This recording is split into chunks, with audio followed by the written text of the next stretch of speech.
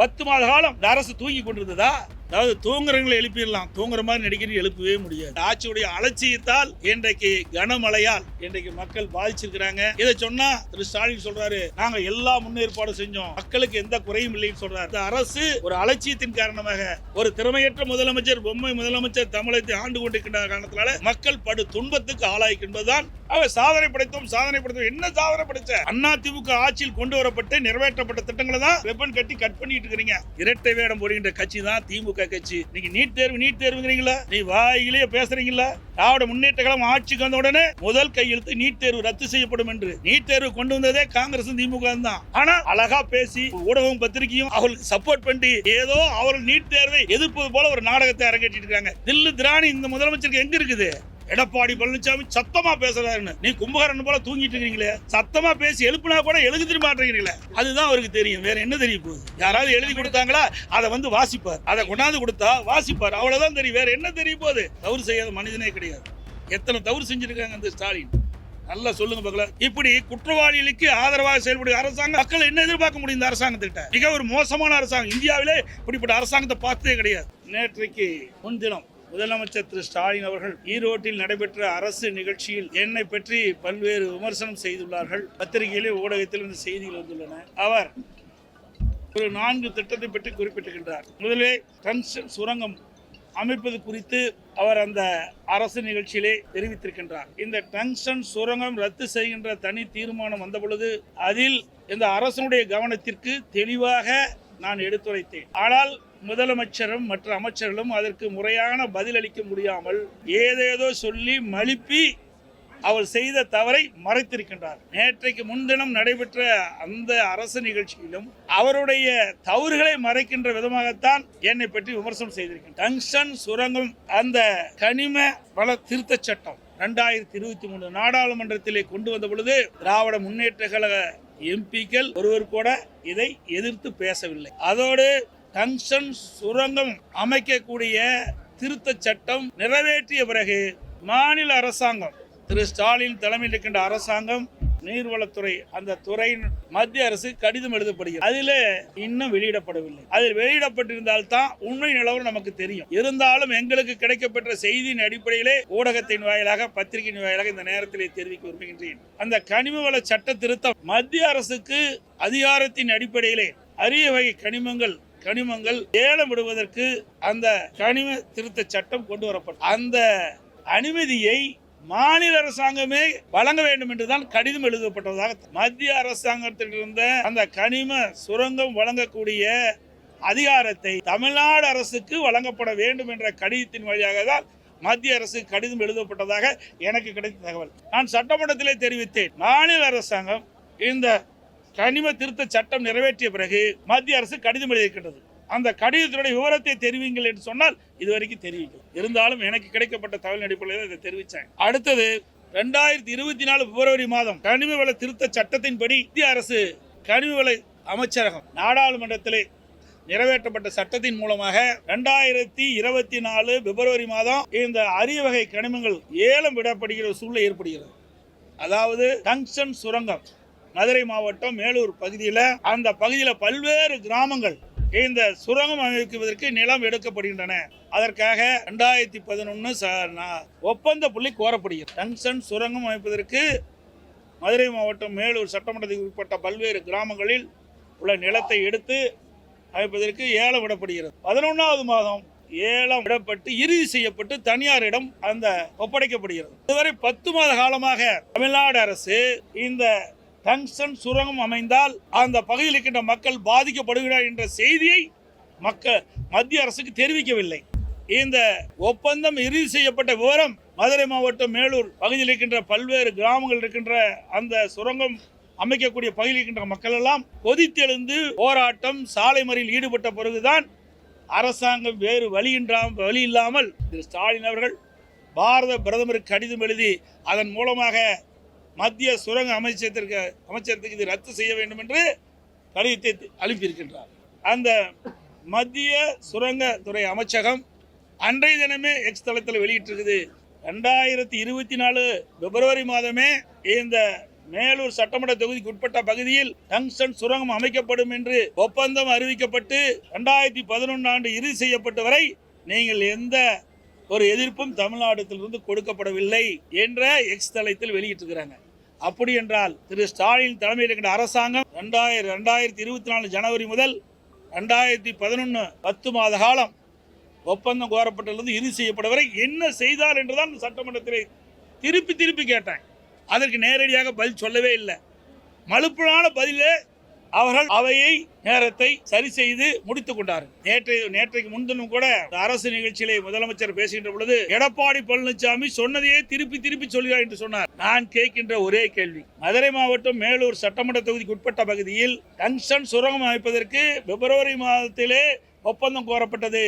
2024 11 மாதம் வரை 10 மாத காலம் நீங்கள் என்ன செய்து கொண்டிருந்தீர்கள்? தமிழ்நாட்டின் முதலமைச்சராக தானே 10 மாதம் இருந்தீங்க. அப்போ மக்களுக்கு பாதிக்கப்படக்கூடிய திட்டம் என்று உங்களுக்கு நன்றாக தெரியும். அப்படி இருந்தும் ஏன் நீங்கள் மத்திய அரசுக்கு மக்களுடைய எதிர்ப்பை தெரிவிக்கவில்லை என்றுதான் கேள்வி கேட்டேன். அதற்கு பதிலே இல்லை. நேற்றைக்கு முன்தினம் நடந்த இந்த ஈரோடு அரசு நிகழ்ச்சியிலும் இதை குறிப்பிடவில்லை. என் மீது தான் பழி சுமத்துகின்றார். மக்கள் கொய்த்தெழுந்து ஆர்ப்பாட்டம் நடத்தியின் காரணமாக தான் நீங்க கடிதம் எழுதுறீங்க பிரதமருக்கு. அதுக்கு பிறகுதான் சட்டமன்றத்தில் தனி தீர்மானம் கொண்டாடுறீங்க. ஆனால் மத்திய சுரங்கத்துறை அமைச்சகம் 2024 பிப்ரவரி மாதம் நம்முடைய மதுரை மாவட்டம் மேலூர் அந்த பகுதியில் சுரங்கம் அமைப்பதற்கு ஏலம் விடுகின்ற பொழுதே ஏன் முன்னெச்சரிக்கை நடவடிக்கை எடுக்கவில்லை? 10 மாத காலம் அந்த டெண்டரை இறுதி செய்கின்ற வரை ஏன் மத்திய அரசிடம் தொடர்பு கொண்டு மக்களுடைய கொந்தளிப்பை தெரியப்படுத்தவில்லை என்பதுதான் என்னுடைய கேள்வி. நேரடியாக கேட்கின்றேன். இந்த ஊடகத்தின் வாயிலாக, பத்திரிகையின் வாயிலாக 10 மாத காலம் இந்த அரசு தூங்கி கொண்டிருந்ததா? யாருக்கு நல்லது செய்ய வேண்டும் என்று எண்ணினார் என்று தெரியவில்லை. ஒரு அரசாங்கத்திற்கு தெரியாமல் எதுவும் நடந்து விடாது. பிப்ரவரி மாதம் ஒப்பந்தம் கோர்றாங்க, 11வது மாதம் 2024 11ஆம் மாதம் இறுதி செய்யறாங்க. இடைப்பட்ட மாதம் 10 மாத காலம் என்ன செஞ்சுக்கிட்டு இருந்தீங்க? யாருக்கோ உதவி செய்ய வேண்டும் என்று எண்ணத்தின் அடிப்படையில் தான் இந்த அரசு செயல்படுவதாக மக்கள் பேசிக் கொள்கிறார். அதோடு செம்பரம்பாக்கம் ஏரி அடிக்கடி பேசிக்கிட்டே இருக்கிறார். அதாவது தூங்குறவங்களை எழுப்பிடலாம், தூங்குற மாதிரி நடிக்கிறது எழுப்பவே முடியாது. செம்பரம்பாக்கம் ஏரி கனமழையின் போது நீர் நிரம்பி அணையுடைய பாதுகாப்பு கருதி தண்ணீர் திறக்கப்படுகிறது. அதில் 30,000 கனடி தான் திறக்க முடியும். இதுக்கு மிந்தி ஸ்டாலின் அவர்களும் இந்த அமைச்சர்கள்லாம் என்னென்ன பேசினாங்கன்னா, லட்சக்கணக்கான கனடி தண்ணீரை செம்பரம்பாக்கம் திறக்கப்படும் சொன்னாங்க. அது குடிநீருக்காக கட்டப்பட்ட ஏரி. அதுல வெறும் 30,000 தான் திறக்க முடியும். அதுக்கு மேல திறக்கவே முடியாது. அடையாற்றுல 1 லட்சம் கனடி தண்ணீர் நீர்வழி பாதை இருக்குது. அப்படி இருக்கின்ற போது 30,000 கனடி திறந்தா எப்படி மக்கள் பாதிப்பாங்க? ஒரு சாதாரண மக்களுக்கே புரியும். ஆனால் வேண்டுமென்றே திட்டமிட்டு அனைத்து இந்திய அண்ணா திராவிட முன்னேற்ற கழக அரசு மீது தொடர்ந்து ஒரு தவறான கருத்தை, அவதூறான கருத்தை முதலமைச்சர் பரப்பிக் கொண்டிருக்கின்றார். ஏன்னா அன்றைய தினம் 50 சென்டிமீட்டர் மழை பெய்யுது. அதுக்கு முன்பாகவே 2 நாட்கள் முன்பாகவே செம்பரம்பாக்கம் ஏரிக்கு கீழ் இருக்கின்ற பல ஏரிகள் நீர் நிரம்பி உபரி நீர்லாம் அடையாற்றுக்கு வந்துருது. அதனால அந்த நீரெல்லாம் அடையாற்றுல வந்து சேர்கின்ற பொழுதுதான் அதனால பாதிக்கப்பட்டதோடு, மழை நீரால் பாதிக்கப்பட்டதோடு செம்பரம்பாக்கம் ஏரி திறக்கப்பட்டதால் இன்றைக்கு நகரத்துக்குள்ள தண்ணி பூந்து மக்கள் பாதிக்கல. அதிக கனமழை பொழிந்து அதனால் வெள்ளத்தால் இன்றைக்கு இந்த குடியிருப்பு பகுதியில் தண்ணீர் பூந்து தான் பாதித்த ஒழிய செம்பரம்பாக்கம் ஏரி திறக்கப்பட்டதால் பாதிக்கல. ஏன்னா 30,000 கனடி தான் திறக்க முடியும். அடையாற்றுல 1 லட்சம் கனடி செல்கின்ற அளவுக்கு நீர்வழி பாதை இருக்குது. அதையும் திட்டமிட்டு ஒரு தவறான செய்தி பரப்பிட்டு இருக்கிறாங்க. அதே போல தென்மண்ணை ஆறு நீங்க பாத்தீங்கன்னா 1972லயே பேப்பர்ல வந்து இருக்குது. 1972ல சுமார் 2,40,000 கனடி தென்மண்ணை ஆற்றிலிருந்து வெள்ளம் போயிட்டு இருக்குது. சாத்தூர் அணையிலிருந்து 1972ஆம் ஆண்டு கனமழை பொழிந்து அணை நிரம்பி அணையினுடைய பாதுகாப்பு கருதி தென்மண்ணை ஆற்றில் 1972ஆம் ஆண்டு 2,40,000 கனடி திறக்கப்பட்டிருக்கிறது. அப்படி இருக்கின்ற பொழுது இப்பொழுது அமைச்சர் சொல்றாரு, பல முறை நாங்கள் முன்னெச்சரிக்கை நடவடிக்கை எடுத்துன்னு சொல்லி எங்க முன்னெச்சரிக்கை நடவடிக்கை எடுத்தாங்க? இந்திய வானிலை ஆய்வு மையம் ரெட் அலர்ட் கொடுத்து விட்டது.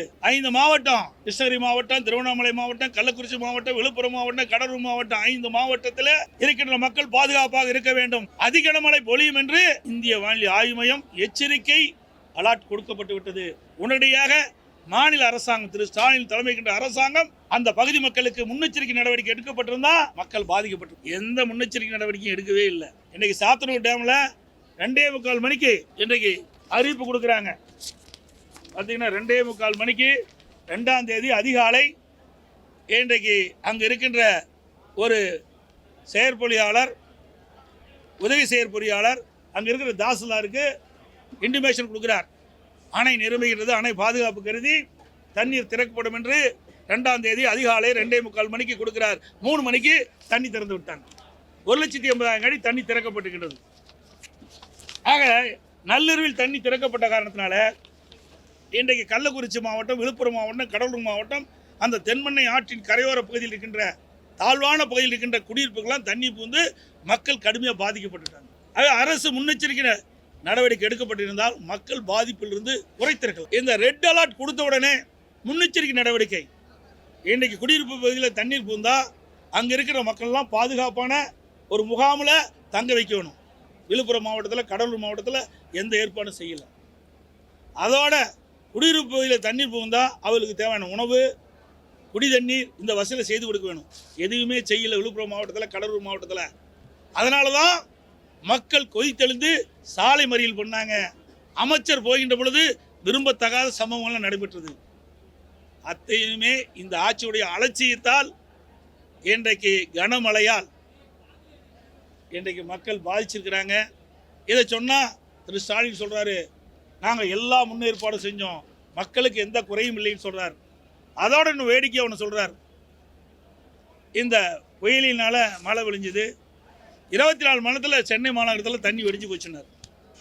என்ன, ஒரு 8 சென்டிமீட்டர்லேருந்து 10 சென்டிமீட்டர் மழை தான் சென்னை மாநகரத்தில் பெஞ்சுது. அது இயல்பாக ஒரு 6-7 மணி நேரத்தில் வடிஞ்சிடும். அதை வச்சுக்கிட்டு சொன்னார். ஆனால் இந்த கனமழையின் போது விழுப்புரத்தில் நகரமே தண்ணி சுற்றி இருக்குது. 1 வார காலமாக தண்ணி வெடியலை. அதுக்கு இன்னும் என்ன நடவடிக்கை எடுத்தீங்க? மக்கள்லாம் கடுமையாக பாதிக்கப்பட்டாங்களோ?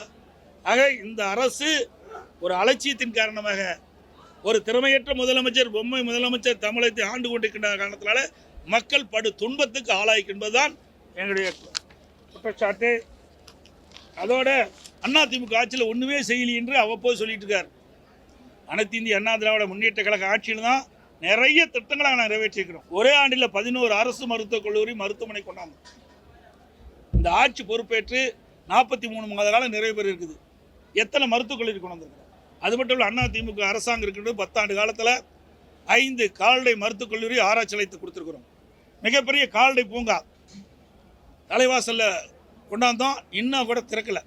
1000 கோடியில் கொண்டு வந்த திட்டத்தை இன்னும் திறக்க முடியாத அரசாங்கம் தான் இந்த விடியா திமுக அரசு.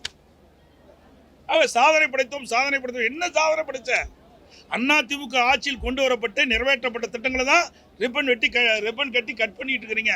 அது பல திட்டத்தில் கிடப்பில் போட்டீங்க. நீங்களும் செய்ய மாட்டேங்கிறீங்க, நாங்கள் கொண்டு வந்த திட்டத்தையும் நிறைவேற்ற மாட்டேங்கிறீங்க.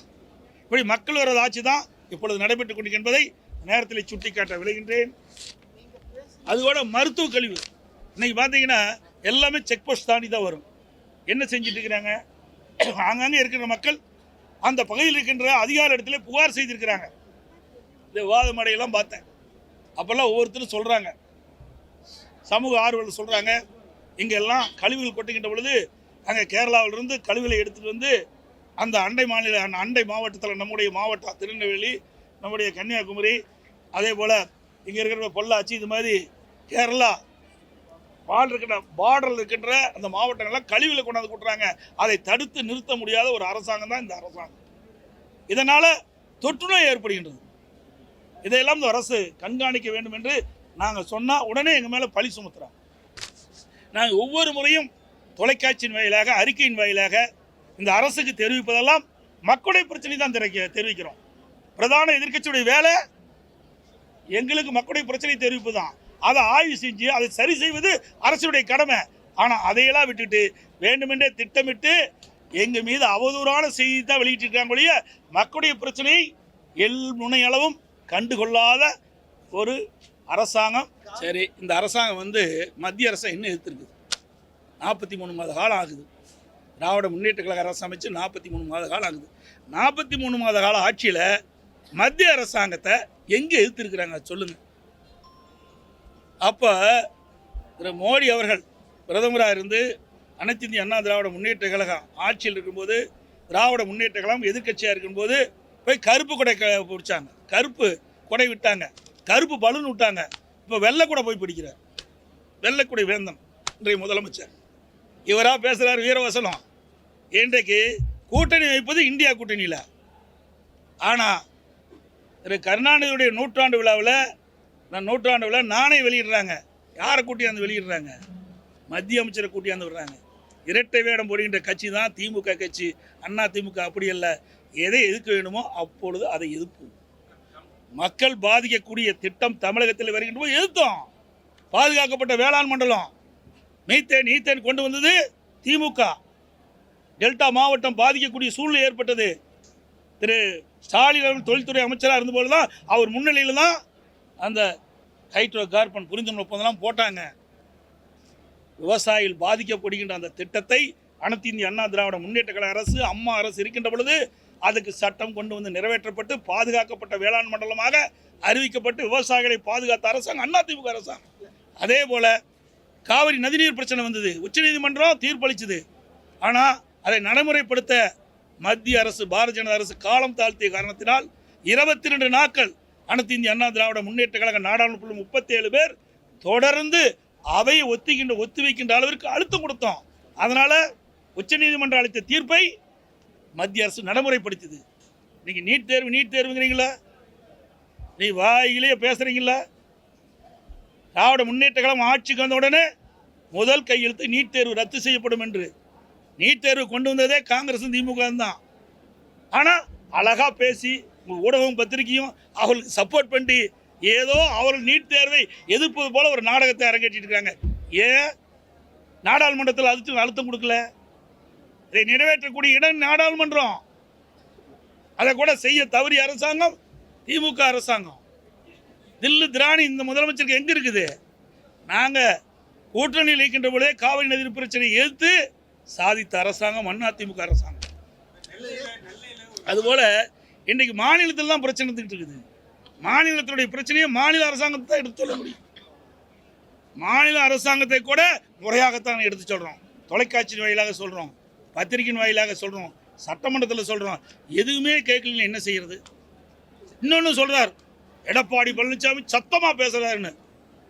நீ கும்பகாரன் போல தூங்கிட்டு இருக்கிறீங்களே, சத்தமாக பேசி எழுப்புனா கூட எழுதி மாட்டேங்கிறீங்களே, என்ன செய்வது? அதனால சத்தம் போட்டு தான் பேசியா. அதுதான் அவருக்கு தெரியும். வேற என்ன தெரிய போகுது? யாராவது எழுதி கொடுத்தாங்களா? அதை வந்து வாசிப்பார்.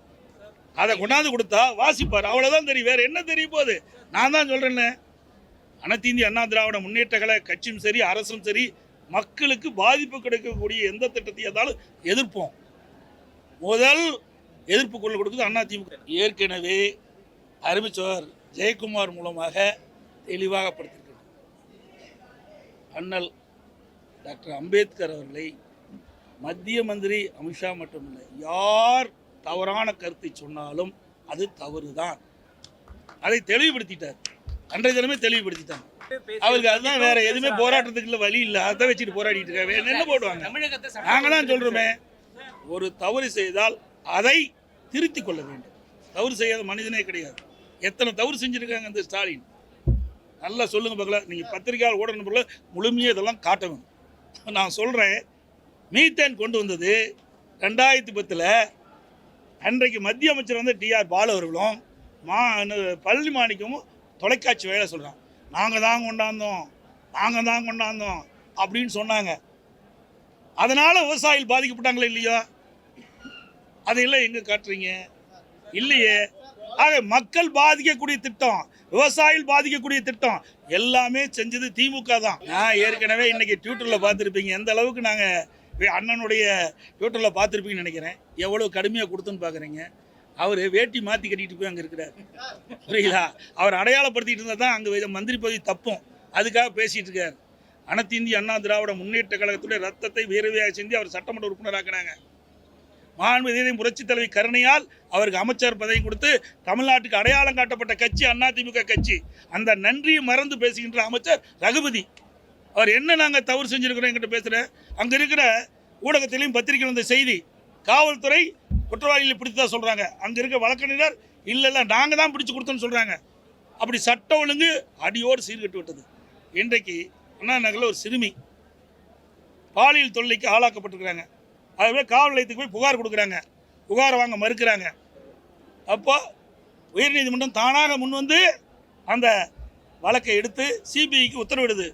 ஏன்னாங்க நியாயமாக வழக்கு நடைபெறாது, இங்கே இருக்கின்ற காவல்துறை அதிகாரிகள் அந்த வழக்கை பதிவு செய்யாத காரணத்தினால் இங்கே அந்த குற்றவாளிகள் தப்பித்து விடுவார்கள். நியாயமாக வழக்கு நட வேண்டும், அந்த பாதிக்கப்பட்டவர்கள் நீதி கிடைக்கும் என்பதற்காக சிபிஐ விசாரணை மேற்கொள்ள வேண்டும் உத்தரவு பிடிக்கிறாங்க. இந்த அரசாங்கம் அதை நடத்தி இருக்கணும். அதுக்கு மாறாக உச்சநீதிமன்றம் மூத்த வழக்கில் வச்சு வாதாடுது. யார்? குற்றவாளிக்கு ஆதரவாக. என்ன குற்றம்? பாலியல் வன்கொடுமை நடக்கின்ற குற்றம். இப்படி குற்றவாளிகளுக்கு ஆதரவாக செயல்படுகிற அரசாங்கம் மக்கள் என்ன எதிர்பார்க்க முடியும்? இந்த அரசாங்கத்திட்ட மிக ஒரு மோசமான அரசாங்கம். இந்தியாவிலே இப்படிப்பட்ட அரசாங்கத்தை பார்த்ததே கிடையாது. பாலியல் வன்கொடுமைக்கு ஆளாக்கப்பட்டு நியாயம் கிடைக்காத நீதிமன்றத்தின் மூலமாக சிபிஐ விசாரணைக்கு உத்தரவிட்ட பிறகு அதை எதிர்த்து உச்சநீதிமன்றம் சொன்ன அரசாங்கம் இந்த விடியா திமுக அரசு. இவர் பேசுவதற்கு எந்தவித ஒரு தகுதியும் இல்லை. அவர் அழிஞ்சிட்டு போயிட்டு இருக்காரு. அவர் கட்சி மேல காப்பாத்திட்டோம். அவர் அழிகிறத பார்த்து தான் பொறாமப்பட்டு சொல்லிட்டு இருக்காரு. ஒவ்வொன்றா கொஞ்சம் கொஞ்சமா கப்பல்